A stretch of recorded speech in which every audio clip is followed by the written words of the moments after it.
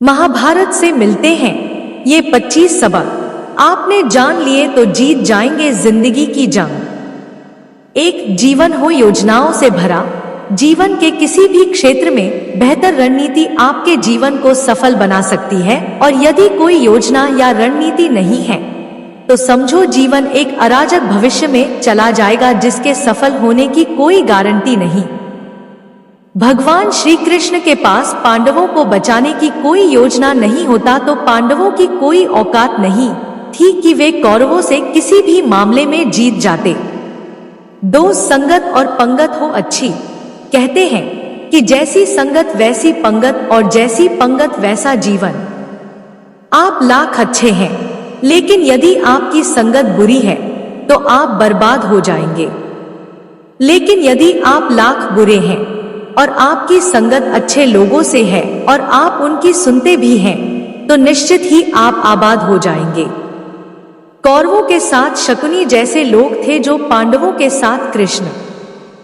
शकुनी मामा जैसी आपने संगत पाल रखी है तो आपका दिमाग चलना बंद ही समझो। 3 अधूरा ज्ञान घातक। कहते हैं कि अधूरा ज्ञान सबसे खतरनाक होता है। इस बात का उदाहरण है अभिमन्यु। अभिमन्यु बहुत ही वीर और बहादुर योद्धा था, लेकिन उसकी मृत्यु जिस परिस्थिति में हुई उसके बारे में सभी जानते हैं। मुसीबत के समय यह अधूरा ज्ञान किसी भी काम का नहीं रहता है। आप अपने ज्ञान में पारंगत बने। किसी एक विषय में तो दक्षता हासिल होना ही चाहिए। 4 दोस्त और दुश्मन की पहचान करना सीखें। महाभारत में ऐसे कई मित्र थे जिन्होंने अपनी ही सेना के साथ विश्वासघात किया। ऐसे भी कई लोग थे जो एक वक्त पर पाला बदलकर कौरवों या पांडवों के साथ चले गए। शल्य और युयुत्सु इसके उदाहरण हैं। इसीलिए कहते हैं कि कई बार दोस्त के भेष में दुश्मन हमारे साथ आ जाते हैं और हमसे कई तरह के राज लेते रहते हैं। कुछ ऐसे भी दोस्त होते हैं जो दोनों तरफ होते हैं, जैसे कौरवों का साथ दे रहे भीष्म, द्रोण और विदुर ने अंततः युद्ध में पांडवों का ही साथ दिया। 5 हथियार से ज्यादा घातक बोल वचन। महाभारत का युद्ध नहीं होता यदि कुछ लोग अपने वचनों पर संयम रख लेते। जैसे द्रौपदी यदि दुर्योधन को अंधे का पुत्र भी अंधा नहीं कहती तो महाभारत नहीं होती। शिशुपाल और शकुनी हमेशा चुभने वाली बातें ही करते थे, लेकिन उनका हश्र क्या हुआ यह सभी जानते हैं। सबक यह कि कुछ भी बोलने से पहले हमें यह सोच लेना चाहिए कि इसका आपके जीवन, परिवार या राष्ट्र पर क्या असर होगा। 6 जुएसट्टे से दूर रहो। शकुनी ने पांडवों को फंसाने के लिए जुए का आयोजन किया था, जिसके चलते पांडवों ने अपना सब कुछ दांव पर लगा दिया था। अंत में उन्होंने द्रौपदी को भी दांव पर लगा दिया था। यह बात सभी जानते हैं कि फिर क्या हुआ। अतः जुए, सट्टे, षड्यंत्र से हमेशा दूर रहो। ये चीजें मनुष्य का जीवन अंधकारमय बना देती हैं। साथ सदा सत्य के साथ रहो। कौरवों की सेना पांडवों की सेना से कहीं ज्यादा शक्तिशाली थी। एक से एक योद्धा और ज्ञानीजन कौरवों का साथ दे रहे थे। पांडवों की सेना में ऐसे वीर योद्धा नहीं थे। कहते हैं कि विजय उसकी नहीं होती जहां लोग ज्यादा हैं, ज्यादा धनवान हैं या बड़े पदाधिकारी हैं। विजय हमेशा उसकी होती है जहां ईश्वर है, और ईश्वर हमेशा वही है जहां सत्य है। इसलिए सत्य का साथ कभी न छोड़े। अंततः सत्य की ही जीत होती है। सत्य के लिए जो करना पड़े करो। 8 लड़ाई से डरने वाले मिट जाते हैं। जिंदगी एक उत्सव है, संघर्ष नहीं। लेकिन जीवन के कुछ मोर्चों पर व्यक्ति को लड़ने के लिए हमेशा तैयार रहना चाहिए। जो व्यक्ति लड़ना नहीं जानता, युद्ध उसी पर थोपा जाएगा या उसको सबसे पहले मारा जाएगा। महाभारत में पांडवों को यह बात श्री कृष्ण ने अच्छे से सिखाई थी। पांडव अपने बंधु बांधवों से लड़ना नहीं चाहते थे, लेकिन श्री कृष्ण ने समझाया कि जब किसी मसले का हल शांतिपूर्ण तरीके से नहीं होता तो फिर युद्ध ही एकमात्र विकल्प बच जाता है। कायर लोग युद्ध से पीछे हटते हैं। युद्ध भूमि पर पहुंचने के बाद भी अर्जुन युद्ध नहीं करना चाहता था। तब भगवान श्री कृष्ण ने उससे कहा कि न कोई मरता है और न कोई मारता है, सभी निमित्त मात्र हैं। आत्मा अजर और अमर है, इसलिए मरने या मारने से क्या डरना। 9 खुद नहीं बदलोगे तो समाज तुम्हें बदल देगा। जीवन में हमेशा दानी, उदार और दयालु होने से काम नहीं चलता। महाभारत में जिस तरह से कर्ण की जिंदगी में उतार चढ़ाव आए, उससे यही सीख मिलती है कि इस क्रूर दुनिया में अपना अस्तित्व बनाए रखना कितना मुश्किल होता है। इसलिए समय के हिसाब से बदलना जरूरी होता है, लेकिन वह बदलाव ही उचित है जिसमें सभी का हित हो। कर्ण ने खुद को बदलकर अपने जीवन के लक्ष्य तो हासिल कर लिया, लेकिन वे फिर भी महान नहीं बन सके, क्योंकि उन्होंने अपनी शिक्षा का उपयोग समाज से बदला लेने की भावना से किया। बदले की भावना से किया गया कोई भी कार्य आपके समाज का हित नहीं कर सकता। 10 शिक्षा का सदुपयोग जरूरी। समाज ने एक महान योद्धा कर्ण को तिरस्कृत किया था, जो समाज को बहुत कुछ दे सकता था, लेकिन समाज ने उसकी कद्र नहीं की, क्योंकि उसमें समाज को मिटाने की भावना थी। कर्ण के लिए शिक्षा का उद्देश्य समाज की सेवा करना नहीं था, अपितु वो अपने सामर्थ्य को आधार बनाकर समाज से अपने अपमान का बदला लेना चाहता था। समाज और कर्ण दोनों को ही अपने अपने द्वारा किए गए अपराध के लिए दंड मिला है और आज भी मिल रहा है। कर्ण यदि यह समझता कि समाज व्यक्तियों का एक जोड़ मात्र है जिसे हम लोगों ने ही बनाया है, तो संभवत वह समाज को बदलने का प्रयास करता, न कि समाज के प्रति घृणा करता।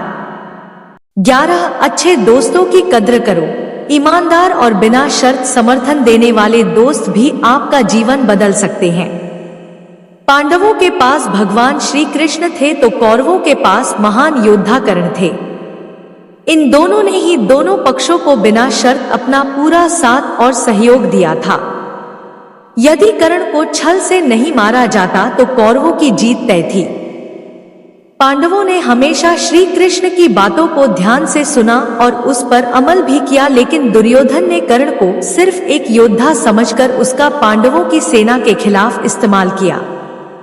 यदि दुर्योधन कर्ण की बात मानकर कर्ण को घटोत्कच को मारने के लिए दबाव नहीं डालता, तो इंद्र द्वारा दिया गया जो अमोघ अस्त्र कर्ण के पास था, उससे अर्जुन मारा जाता।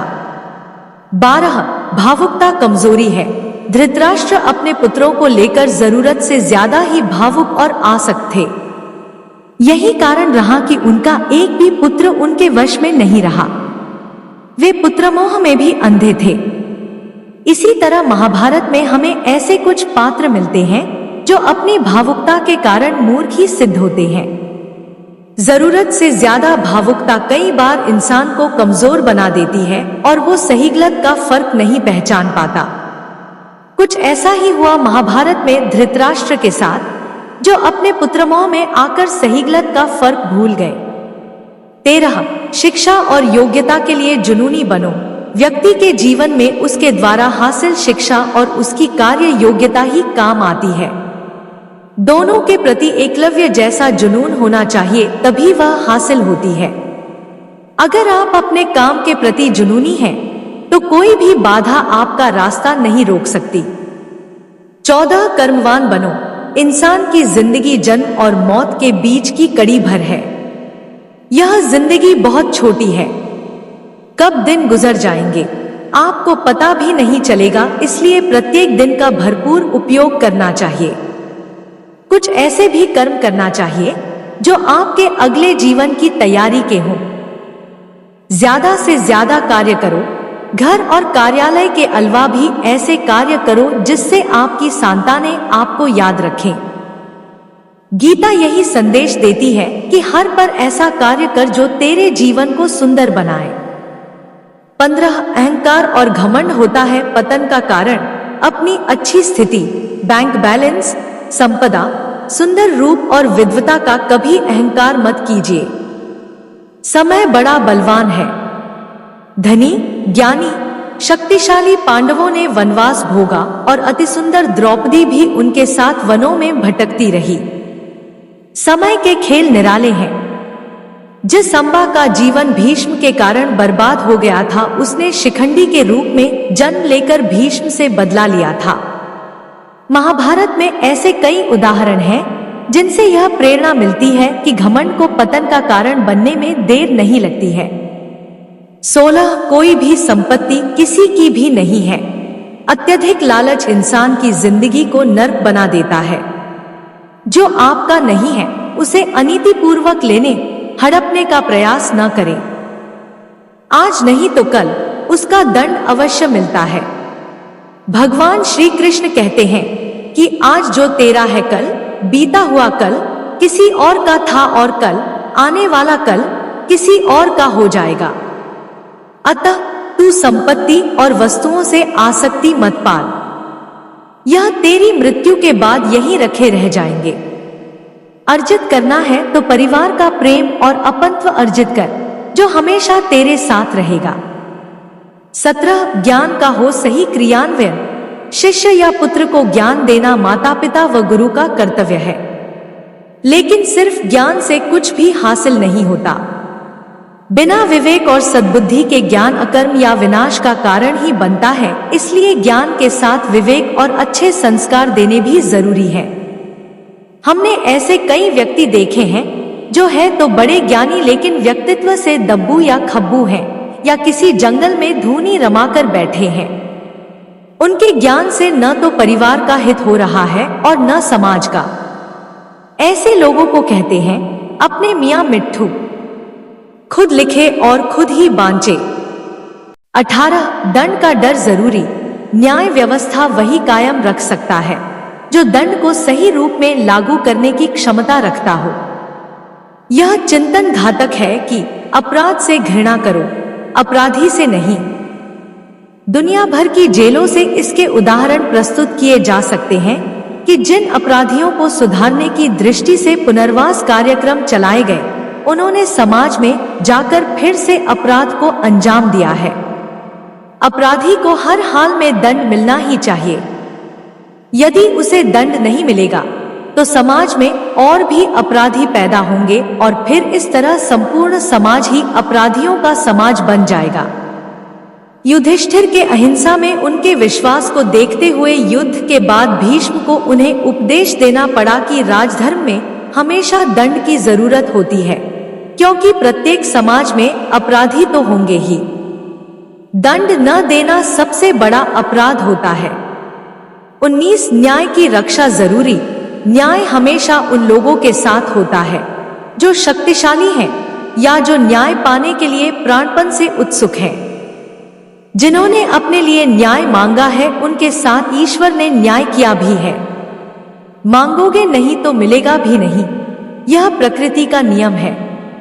गुरु द्रोणाचार्य ने कर्ण और एकलव्य के साथ जरूर अन्याय किया था, लेकिन आज दुनिया अर्जुन को सर्वश्रेष्ठ धनुर्धर नहीं मानती, क्योंकि कर्ण और एकलव्य ने हमेशा न्याय की मांग की और अंत में आज दुनिया उन्हें श्रेष्ठ धनुर्धर मानती है।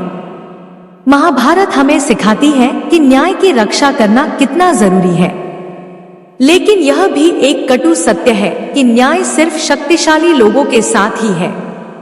20 छिपे हुए को जानने का ज्ञान जरूरी। यह जगत या व्यक्ति जैसा है वैसा कभी दिखाई नहीं देता, अर्थात लोग जैसे दिखते हैं वैसे होते नहीं, चाहे वह कोई भी हो। महाभारत का हर पात्र ऐसा ही है, रहस्यमय। छिपे हुए को जानना ही व्यक्ति का लक्ष्य होना चाहिए, क्योंकि ज्ञान ही व्यक्ति को बचाता है। भगवान श्री कृष्ण के ऐसे कई योद्धा थे जो छिपे हुए सत्य को जानते थे। 21 सफर करने में होती है बरकत। एक स्थान से दूसरे स्थान पर जाना या एक स्थान को छोड़कर दूसरे स्थान पर रहने से लाभ ही मिलता है। पांडवों को हस्तिनापुर छोड़कर 2 बार जंगल में रहना पड़ा और अंत में उनको जब खांडवप्रस्थ मिला तो वे वहां चले गए।